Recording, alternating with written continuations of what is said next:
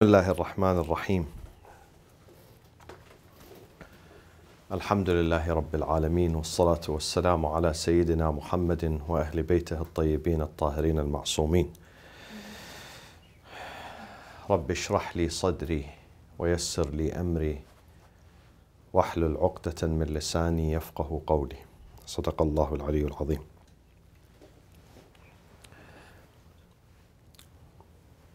Gnosticism. It is different from mysticism. Gnosticism is al-irfan, while mysticism is tasawwuf. And there is a difference between them, and we would come to this difference. Sometimes they are used interchangeably, but if we want to be more accurate, we have to differentiate between them, between Gnosticism, al-irfan, and mysticism. Maybe in this lesson or the next lesson we would come and speak about the difference between the two. But our lesson, this series, they focus on this, al-irfan al-Islami. Al-irfan is probably one of the most exalted and deepest type of science or knowledge that discusses one thing. It focuses on one thing.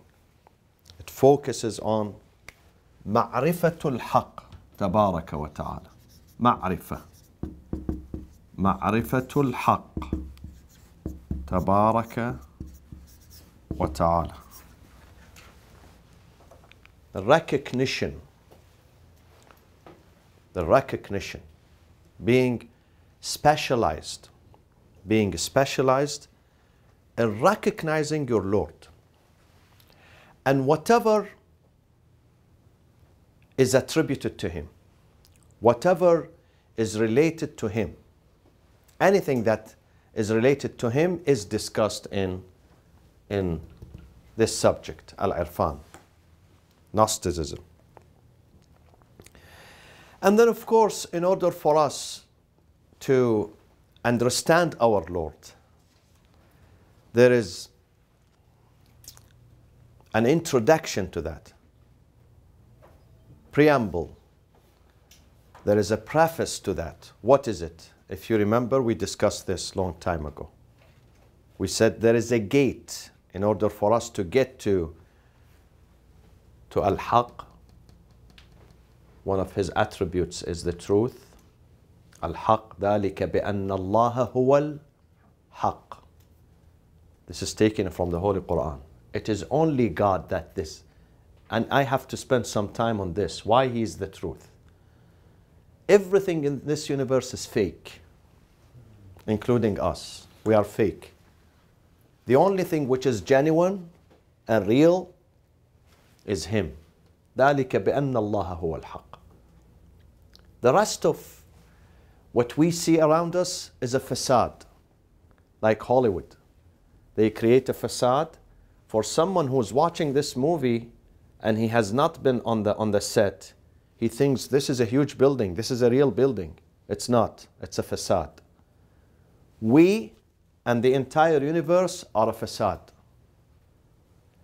The real building, the real establishment is ذَلِكَ بِأَنَّ اللَّهَ هُوَ الْحَقِّ, is the Lord. And this is why the facade one day has to crumble and comes down. They remove it. It's not permanent. They remove it.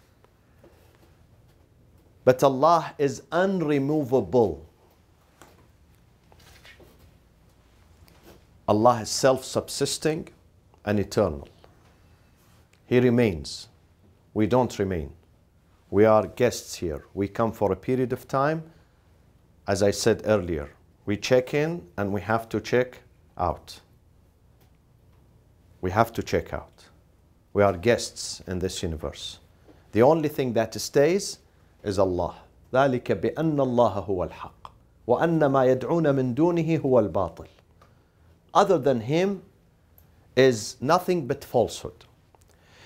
So in order for us to get to him, to the truth, there is a gate. We have to use a password.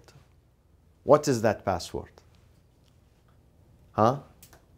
We mentioned this. If you remember, if you go back, if you have some notes, this is why notes are important, believe me, because we forget. Notes are very important. If you look at your previous notes, we said, we read a hadith. Huh? No, there is some password to get to know the Lord. You go through a gate. And that gate is? That gate is? We said, the hadith, if you remember, من عرف نفسه فقد عرف ربه. If you know yourself, then this is an introduction for you, a preface for you to know your Lord. So Irfan not only discusses ma'rifatul haq, but also what is related to it and what leads me to it also. The path, the way. Because in order for me to get to this stage, this is not an easy stage. And we would come later on tonight. In order for us to get to this, ma'rifatul haq, we need ages of hard working, of struggling, striving, resistance. They call it in Irfan, in this language, in Gnosticism, they call it riyadat and mujahadat. Riyadat, as you do the physical exercise, you have to do what? Spiritual exercise too. And mujahadat, resistance. You have to be very strong to resist. You have to have the power of resistance. You have to have the ability of saying no to yourself. If you don't have that power of resistance, you are not going to get there. Impossible. Mujahadat and riyadat. So the gate for that is to recognize yourself. Recognize your potential. And when you recognize yourself, you're going to put yourself in the right place, on the right course. In the right place, on the right course. The course that ultimately leads you here. So I want you to document this. The definition, the overall definition of Irfan. If someone asks you, what are you studying there? Well, what is it? Can you tell me about Irfan? What does Irfan, al-Irfan, Islamic Irfan? Because in the probably Christian theology, they also have some type of Irfan. But it's not similar to the Islamic one. There are some differences. In the Islamic Irfan, this is how it has been defined for us by al-Urafa, the Gnostics. They say, من المذاهب الفكرية, it is one of the intellectual, philosophical schools, المتعالية العميقة, the exalted and deep, sophisticated. What they mean by being deep is it's really sophisticated. It's an ocean that has no bottom. The more you dive, the more you find yourself still you can't see the bottom. You have to dive and dive and dive and dive. The journey is long, my friends. Maybe, my friends, every journey would end somewhere, sometime. After a few weeks, after a few months, after a few years, after a few decades, the traveler is going to reach somewhere. This journey is endless. This journey is endless. This journey, you're going to see the benefit of it. You're going to enjoy it, but it has no end. It has no end. Why it has no end? Because al-Haq is eternal and endless. So the journey to him is also endless journey. It's endless.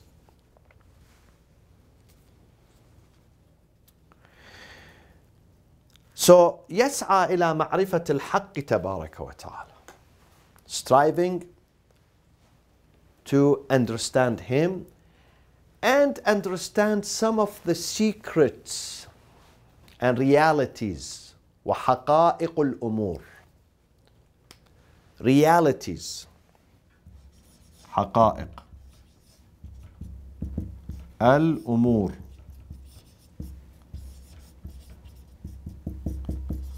realities of things, realities. See, my friends, sometimes we see things, we can describe them. You can describe this room for me now. You can describe this board for me. They are physical. So you can describe them. And sometimes we see things, we see the outer side of it, not the inner side. Now you can tell me about this wall, but you cannot tell me about what is inside this wall. You can't, because you don't see it. This wall is not empty. This door is not empty. There is something inside it. You see the outside of it, but you don't see the inside. But the inside, there is something hidden inside. It's the same with spiritual things or items. We see some of them from outside, but we don't see the inside. I'll give you an example of that. Something that some of you have seen in your life. How many of you have seen the grave? How many of you have seen inside the grave? You come to the verge of the grave and you look inside. Have you done this? How many of you? What do you see inside the grave? Nothing. Dirt. Just dirt, nothing. Small hole with some dirt. No more than that. But is this the reality? This is not the reality. This is not the reality. The Prophet says, ما رأيت شيئا فظيعا إلا والقبر أفظع منه. إلا والقبر أفظع منه. Whenever I see something horrible, then I realize that the grave is more horrible than that thing. The most horrible thing I have seen is the grave. Is the grave. Why? Why it's horrible? It's not. We look at it, dirt inside dirt, you know. Some sand, some dirt, sometimes mud, you know. Why? Why? He says, إِلَّا وَالْقَبْرُ أَفْضَعُ مِنْهُ. He says, the most horrible scene I have come across in my life, in this lower life, is the grave. Graves here in America are beautiful. You look at the grave, nice. Nicely digged, you know. You see it, the good size, you know. So why it's horrible? Because what we see is different from what he sees. We see the outside. The Prophet does not see the outside only. He sees what goes on there in that grave. And therefore, do you remember the hadith that describes the grave for us? What does the hadith say? An important hadith. Al-Qabru, the hadith that says the grave is what? Either this or either that. So what does it say? إما روضة من رياض الجنة أو حفرة من حفر النيران. This grave is nothing but two things. One of these two things. إما روضة, a garden of paradise. We see it very small, you know. We see it maybe dark sometimes. But it's either a garden of paradise or one of the holes of what? The fire, a fire pit. إما روضة من رياض الجنة أو حفرة من حفر النيران. So this is the meaning of the realities, حقائق الأمور. Everything we see, it has external and internal. Some people see only the external. Others, they penetrate deep down and they see the internal. One of the companions of Imam Ali alayhi salam, by the name of Habba al-Qarani, he said, I went with Imam Ali when he was in Kufa. I went with him to a trip outside Kufa. He was in the city of Kufa, and he would make a trip outside the city to a place called Dhahrul Kufa. Dhahr means the back. The back of Kufa. And what was that place? And Najaf, which is today. That's the ancient name of Najaf. Najaf did not exist at that time. Kufa, it was the original city. Najaf was Dhahrul Kufa, the back, the suburb, if you will. And there was a cemetery there. And I would go with him, and we pass by that place. Amir al-Mu'mineen alayhi salam, he pauses. Not for a minute or two, for an hour or 2 hours or 3 hours. I get tired. I sit down, then I stand, then I again sit down, then I stand. And Imam Ali is engaged in conversation. I look at him. What do you do? He said, إِنَّمَا أُكَلِّمُ أَرْوَاحَ الْمُؤْمِنِينَ. Those are my friends. I'm talking to them. I said, but I don't see anything. I don't see anything. He says, yes, you don't see anything. This is the difference between someone who sees the external and someone who sees the internal. I am chatting, if you will, with the spirits and the souls of the believers who are buried here. I'm talking to them. And he says he stays there for hours and hours. And I get tired. I get bored and tired. But out of respect for him, I have to stay with him. So what I see is a physical cemetery here with some graves here and there. But he sees something else. He sees something else. حقائق الأمور. حقائق الأمور. There is another dimension of this life, my friends.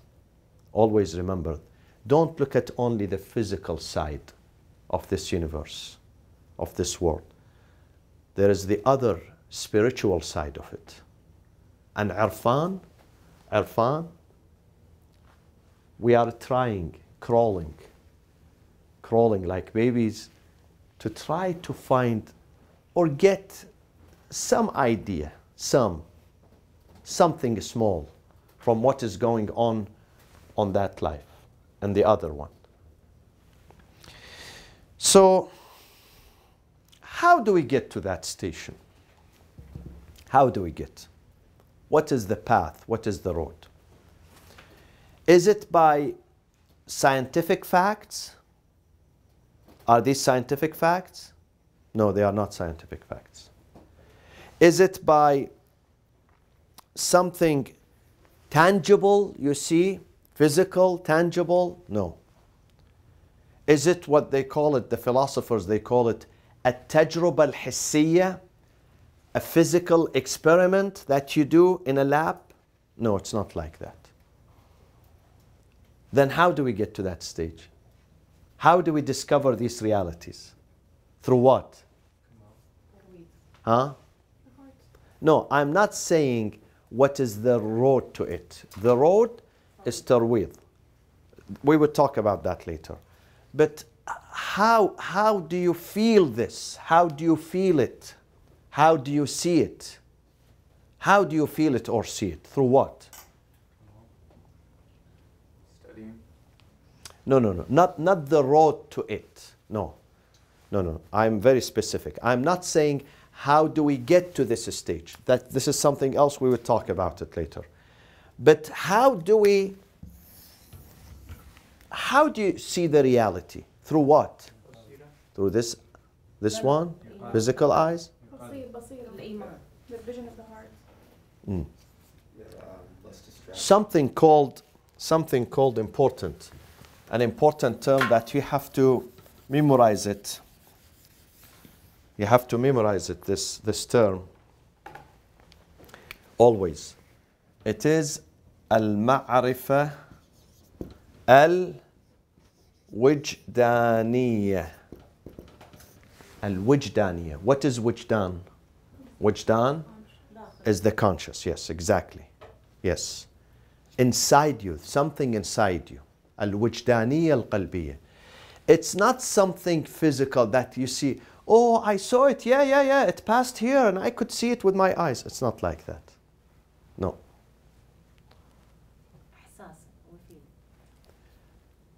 An inner witnessing. This is outer witnessing. Now I can see you here and I say outer witnessing. I saw them with my eyes. But with this one, you don't see it with this eyes. You see it with what? With the inner witnessing. Ma'rifah al-wijdaniyah. The inner seeing. The inner witnessing. We all have this wijdan, my friends. Conscience. We all have it. But some of us, we choose to activate it, and some of us, we choose to keep it deactivated. It's up to us. We all have it inside us. In some of us, it is really highly active, very nurtured, very refined, working in a very good condition. Just like the heart, physical heart. You see people in the marketplace, 2,000 people. Maybe half of those, 50% of them, their heart is not functioning well. How do they know? When he's taken to the hospital, when he's taken to the cardiologist, he would tell him, listen, I know you are young, you say I'm 40 years old, 50 years old, but you have heart problem. You have to take care of yourself. 2 of your arteries are blocked. 3 of them are blocked. You need a surgery. Okay? He chose to not take care of his heart, so his heart is not healthy. The same thing with the conscience, my friend. Wijdan. Some of them, their wijdan is dead. They didn't take care of it.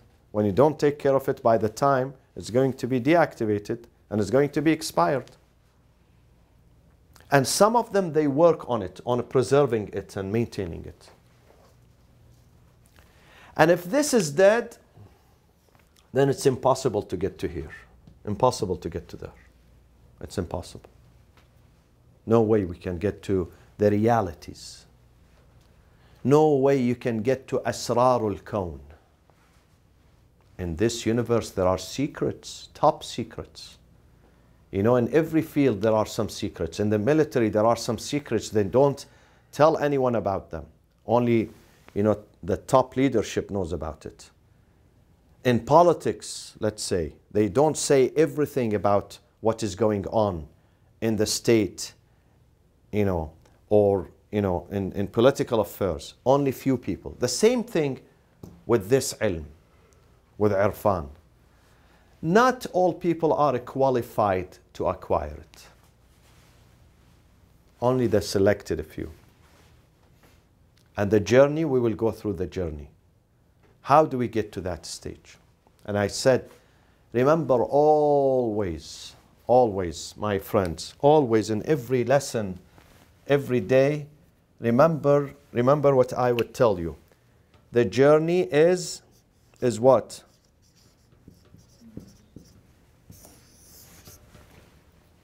The journey is endless. It requires a lot of work. Some people say, well, I did these exercises for few weeks, few months, nothing happened. So I don't think, you know, this is true. It's not about a few weeks or a few months. It's a lifetime journey. It's a lifetime journey. But then Allah could give it, you know, suddenly could give it to you. On the way you're climbing, and suddenly it comes to you. Let me tell you this story. One of the Gnostics in the 3rd Hijri century,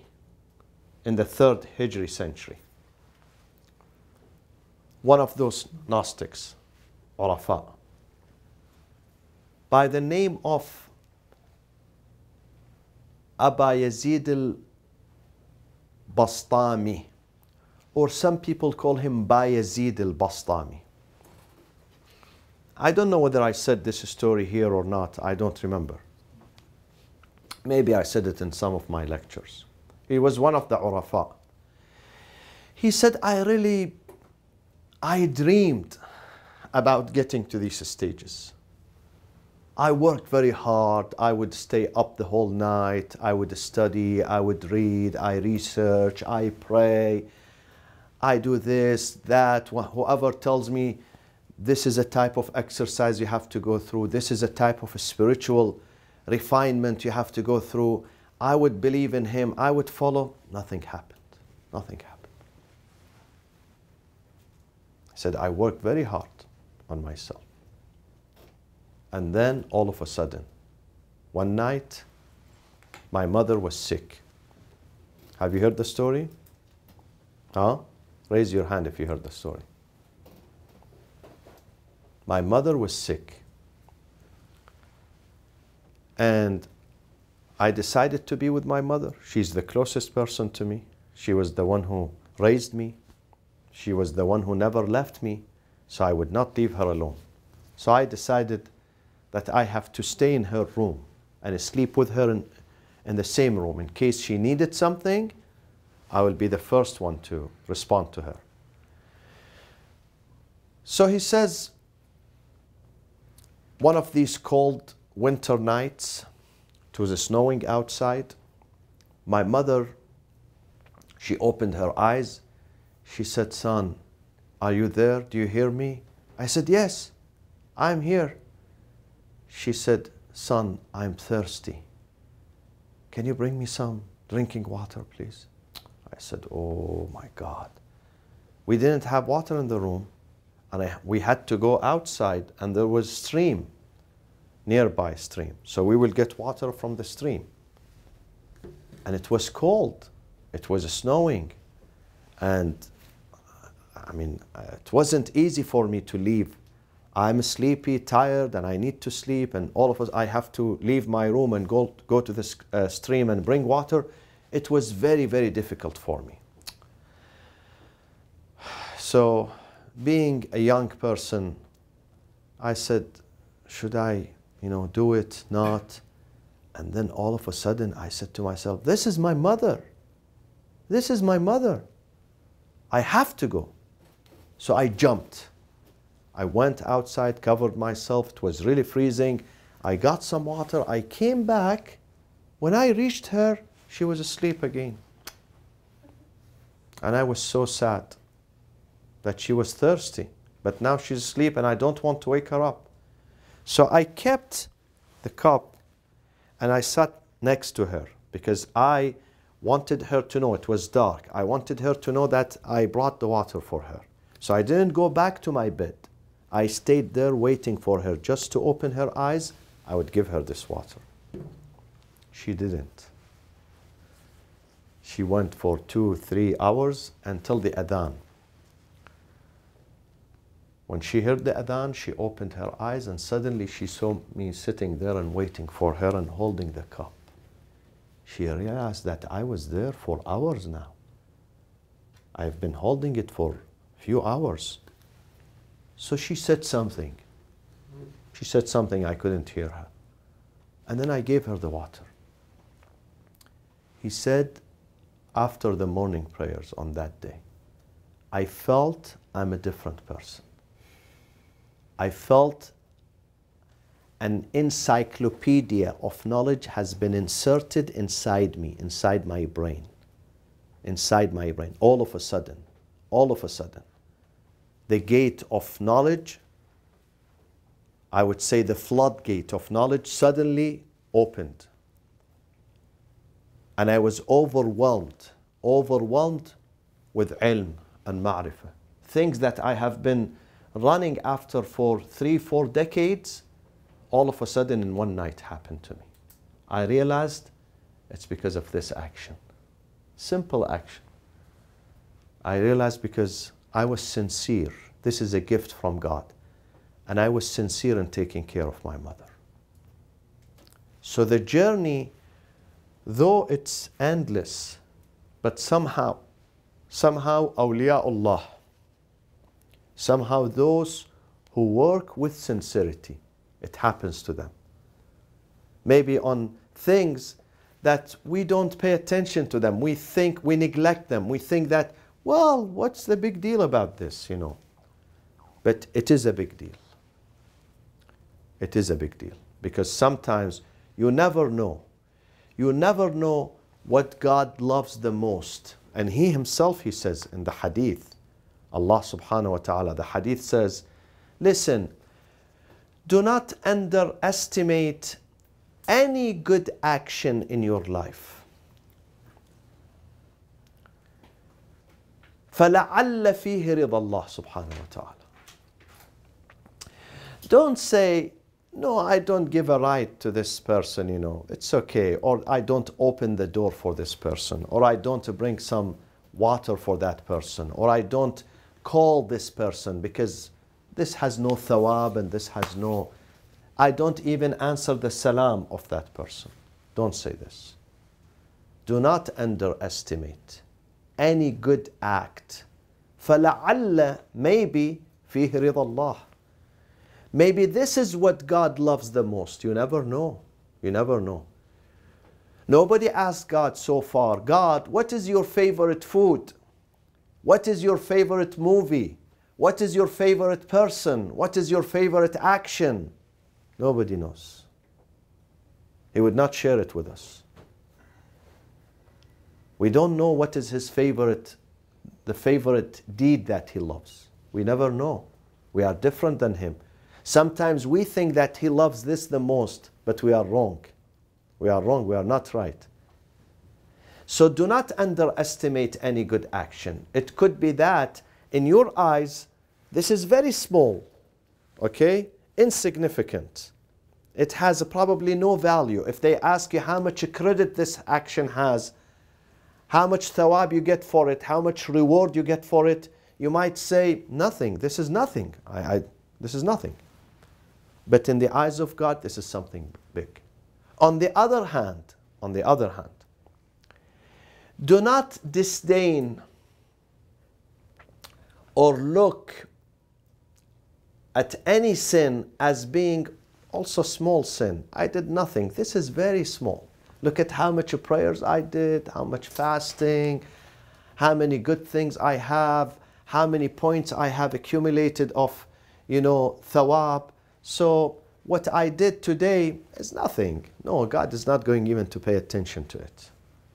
I can get away with it. Don't say this. فَلَعَلَّ فِيهِ سَخَطُ اللَّهِ سُبْحَانَهُ وَتَعَالَى. Maybe this is the thing that you think it's insignificant. You did not damage anything, okay? It was just a piece of cake, you know, something very easy you did, and there is no damage, there is no repercussion. You did not hurt the feeling of any person. Maybe that one would stir the anger of God. It makes them angry. An example. Can you come up with an example of things that we overlook them, but they are very grave and very, very serious and very damaging, and maybe God is not going to let that go? What is it? Give me an example of that. Don't tell me an act of murder. No. Don't tell me murder, rape, this or that. Simple acts. We practice them, but we never know. The consequences are very terrible.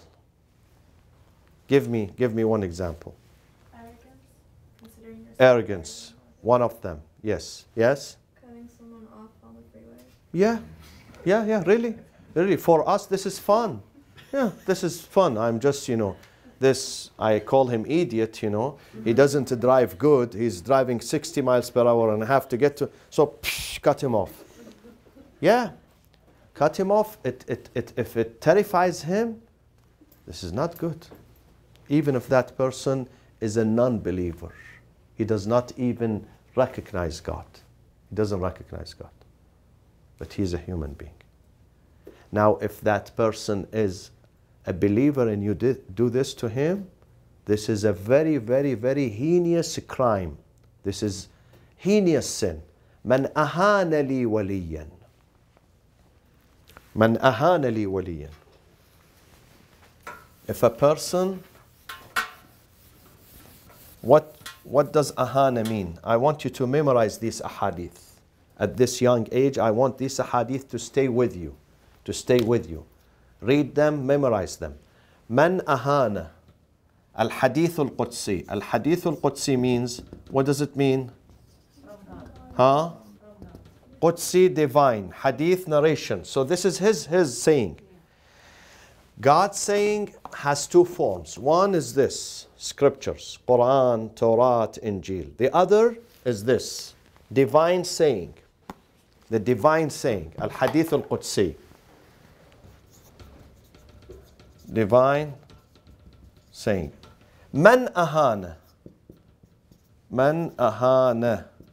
Li waliyan. Whoever belittles.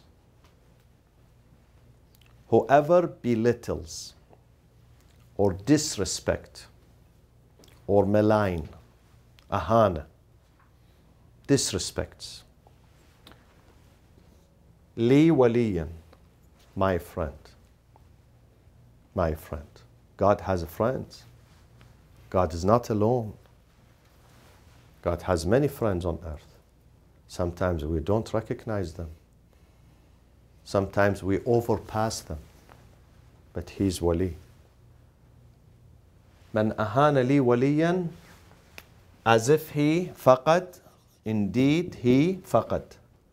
Barazani. What does barazani mean? Huh? Yeah.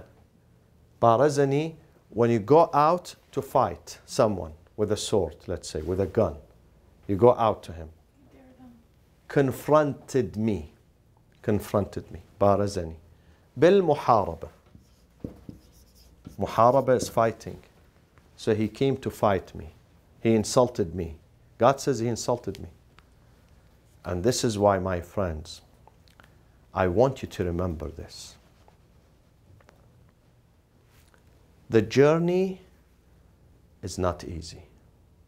We have to go through lots of spiritual refinements. Lots of spiritual purification. The journey is not easy. But you can do it, believe me. It's not impossible. And in the process of doing it, you enjoy it. And if you enjoy it, you are not going to accept any other alternative. You are going to embrace it and stick with it. Again, another hadith. Another hadith. God says to certain people on the Day of Judgment, and this hadith has been narrated by Sunni sources and Shia sources. On the Day of Judgment, some people, of course, we are going to stand before God. And this standing is so long. So long. It's not measured by hours. Here in the court, you may go for 2 hours, for 5 hours. The trial lasts, let's say, for 10 hours. But then they adjourn it, and then you have to come the following day. On that day, في يوم كان مقداره. What does the Quran say? في يوم كان مقداره 50,000 سنة. The length of one day, is equal to 50,000 years. Now these are light years, normal years, we really don't know. The length of one day. في يوم كان مقداره 50,000 سنة. It's a long standing on that day. Long standing. So Allah is going to turn to some of us. And He says, Abdi, لم لا تزرني حين مرضت. Why didn't you come to visit me when I was sick? So the servant says, God, you get sick? You don't get sick. You are always fit. You are always healthy. You don't get sick. He says, عبدي لم لا تزر عبدي المريض فتجدني عنده. When my servant, my wali was sick, you didn't visit him. You neglected him. You said, oh, I'm busy. I have my school. I have my, my business, my job, my entertainment. This is a Friday night. I need to go to. You neglected him. He's your friend at the time of need, rather than going there for 5 minutes, 10 minutes, saying, Salaamu Alaikum, I'm with you, I pray for you, I didn't forget you. Rather than giving him spiritual, psychological, mental strength and support, you neglected him. So you neglected me. You neglected me. If you had gone to him, you should have seen me there, sitting there. You should have visited me there. But you didn't do that. You did not do that. So, God has friends. How do we take care of God? How do we take care of God? How do we say hello to Him?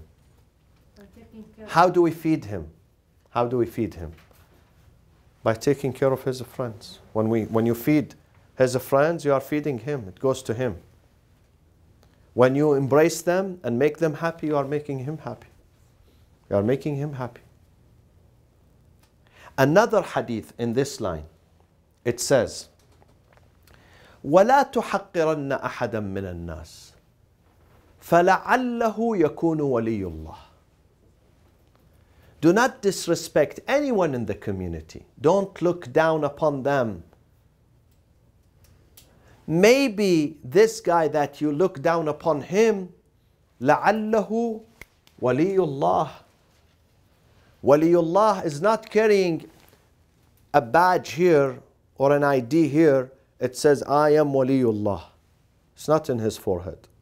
He doesn't carry these. Have you seen these when you go to important places, conferences, you have to have a badge? He doesn't carry that one. He doesn't carry that one. Which says, this is Waliullah. Be careful of him, respect him. He doesn't carry that one. So we never know who's who. We never know. We have to be very careful not to belittle or disrespect any person. Maybe that person, you never know, his relationship with God is much more better and healthier than my relationship with God. This is the journey, my friends. And this is what is meant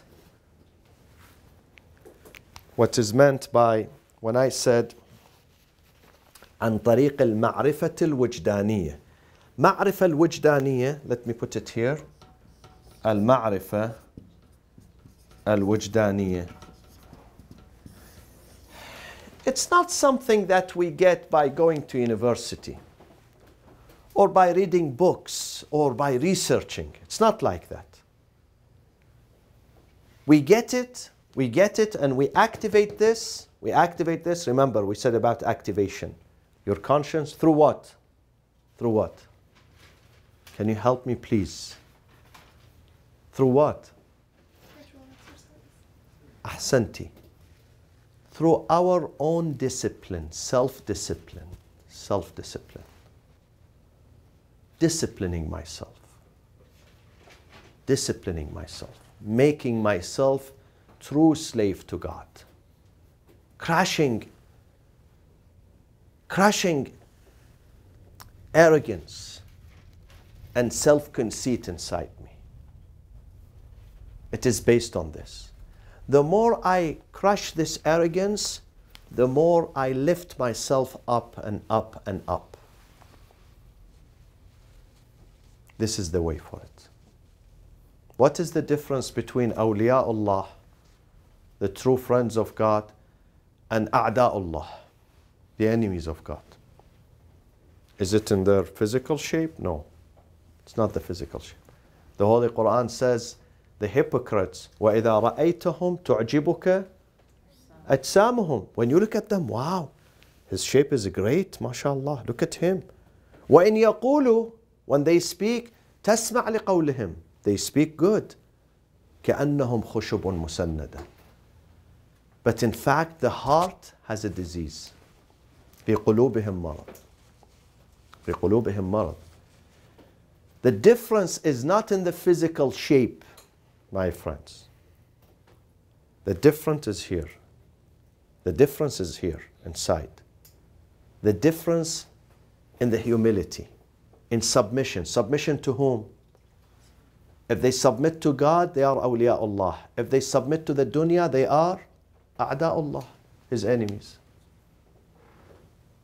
Two types of submissions. Some people submission to this life, lower life, through what? How do they submit to this lower life? Give me an example of a person submitting to the dunya. Yeah? Becoming obsessed with material. Huh? Obsessed with material. Absolutely. This is one of them. Becoming obsessed with the material life. With a material life. He thinks that if I grab this, I would be happy. If I lose it, I will be unhappy. This is going to decide my future. This is what is going to decide my happiness. This is one thing. What is the other? Please help me. I want to get to that point. Denying God's. Be more specific. Remember, this class is about being more and more and more specific and deeper and deeper and deeper. Yes? So would it be like if what they're always thinking about is things in this life instead of always thinking about the akhirah or think about Yeah, you are close. You are close. Let me help you with one term here. If you look at this term, it consists of two words. They say boom, boom. In English, it begins with D. In Arabic, it begins with H. Ha. In Arabic, it begins with this. In English, it begins with this. And then أحسنت. هوى النفس. أفرأيت من اتخذ إلهه هواه. Very dangerous, my friends. Believe me. هوى النفس disguises under some very pretty shapes and facades. Sometimes هوى النفس in things that are, they look as if they are for the akhirah, but in reality, when you examine them, it's not for the akhirah, it's for the dunya. It's for the dunya. Hawa nafs. I'll give you an example of that. And this example is found in the Quran here. Something that looked for the akhirah. They did it for the akhirah. This is very noble cause. They did it. It's a good place, nice place. This is what God loves. But the Prophet said, no. This was not for the akhirah. It was for the dunya. It was for the Satan. Where is this example in the Quran? Very clear example. In chapter 9. Surah At-Tawbah. Huh? Exactly. Exactly. A mosque was being built in Medina during the time of the Prophet. But this mosque, do we have anything holier than a mosque? Huh? Baytullah, the house of God? Nothing is holier. No building is holier than a mosque. Okay? But this mosque was not based on what? On God. It was based on desire, self-desire. It was based on desire for this life, not for the akhirah. So God said to the Prophet, go. What did he do with that mosque? Huh? Huh? Demolish. Who said demolish? Kareem? God said to the Prophet, go with some of your companions and demolish that mosque with your own hand. Not only that, subhanallah, subhanallah. I remember this story this year, just 3 weeks ago when I was in Medina, when I was in Masjid Quba. I was telling the story of this Masjid Quba, to my kids sitting next to me. And then the story of this Masjid Quba is in the same chapter with the story of this mosque, Masjid Dhirar. The Quran gives the name for that mosque as Dhirar. Dhirar, what does Dhirar mean? From Dharar. And Dharar is harm. Harm. Masjid Dhirar. Not only the Prophet demolished that masjid, what did he do with it after demolishing it? Do you know the story? The location of the masjid when it was demolished, the Prophet said this spot has to be turned into the dumping spot for trash. Whoever has a trash, you bring it here and you dump it here. فَتُحُوِّلَ إِلَى كُنَاسَةٍ. Kunasa is, in Arabic, means where you put the trash and then they come and take it away. Imagine, this used to be a mosque, huh? It looks place of prayers, ibadah and worshipping, but God knows it was based on this, on hawa nafs. It wasn't based on a purity and sincerity or sincerity. So many things, my friends, we have to be careful, huh?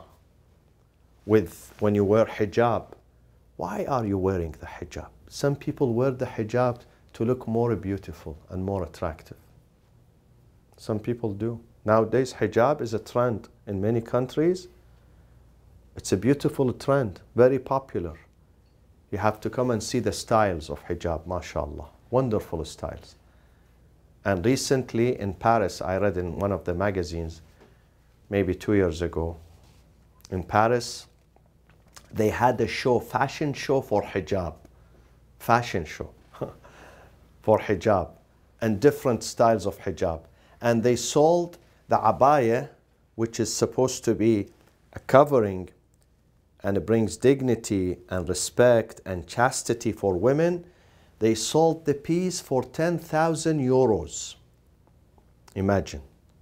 What type of religious person, pious person would wear abaya, huh? Which is sold for 10,000 euros, almost $14,000. It's a fashion show. It is named hijab, but it goes against the principles of hijab. Nothing about hijab in it. Nothing. Nothing about hijab. See, this is Shaitan comes. Shaitan says, why should I go and tell him to drink alcohol? He wouldn't. I know he wouldn't. Why should I tell him go to Las Vegas? I know he wouldn't go. He would not gamble. Why I should tell him go and fornicate? I know he would not do that. So let me come to him through a nice way.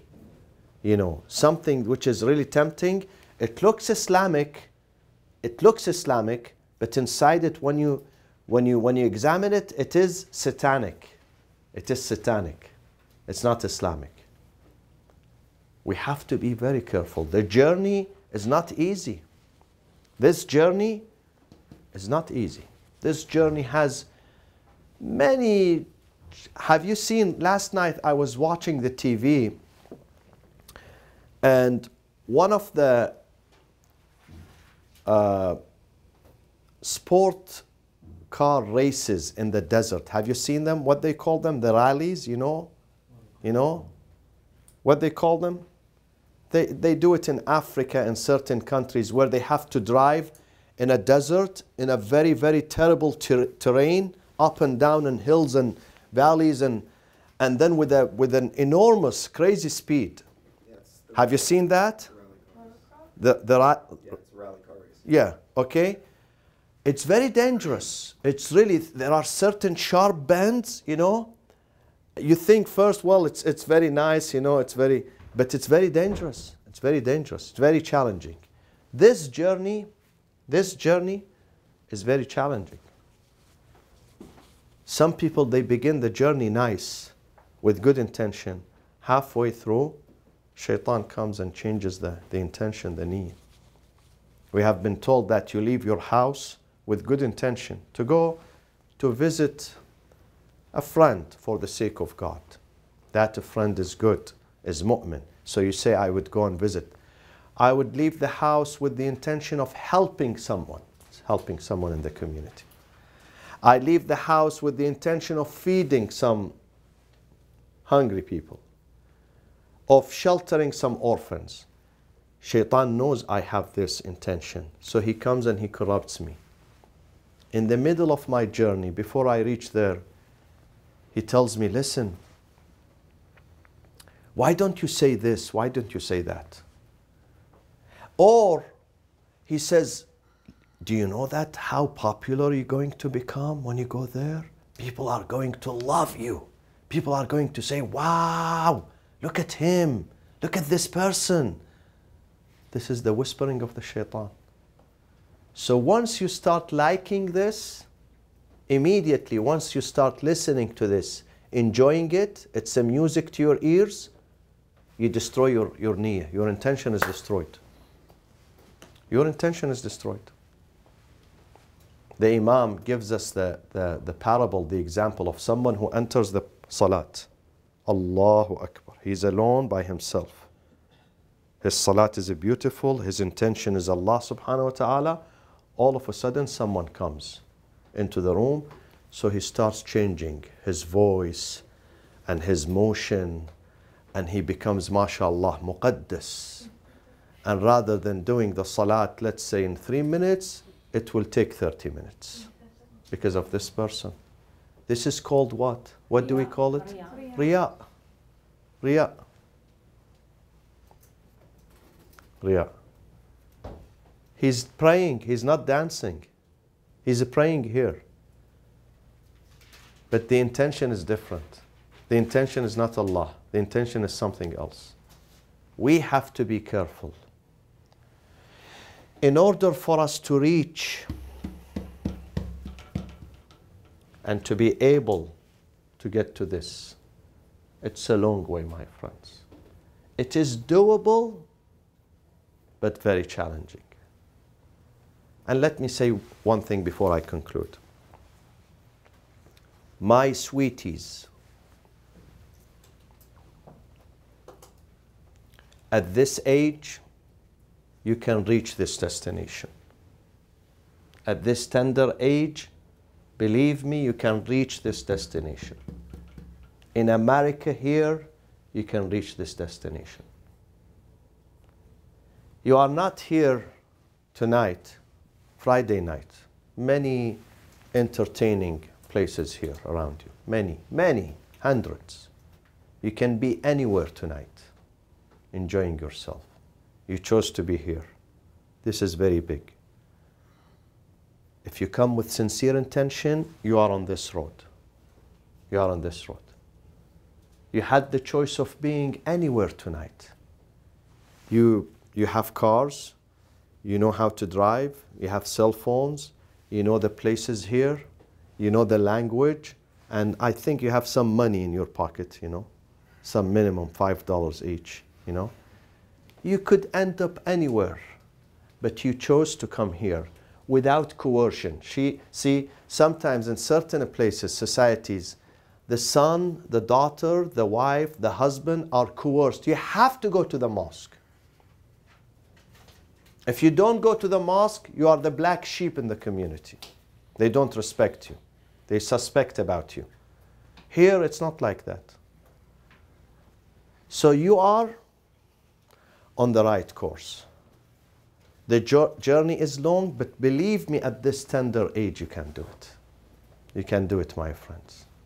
You can reach to this stage, and inshallah, we will continue on this subject. وصلى الله وسلم على سيدنا محمد وأهل بيته الطيبين الطاهرين.